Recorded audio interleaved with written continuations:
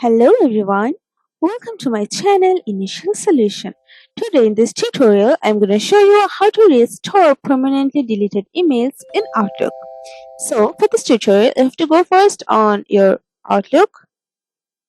Okay, now you can see there is an email to my inbox. So go for delete it, and there is no email here.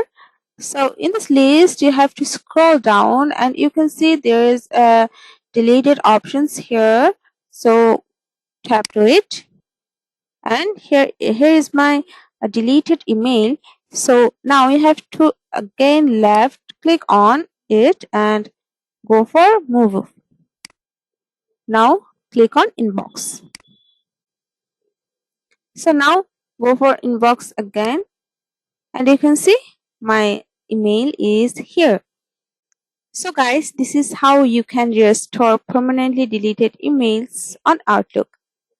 If you found this video helpful, then please like, comment and share, subscribe to our channel and don't forget to hit the bell icon for more videos. Thank you.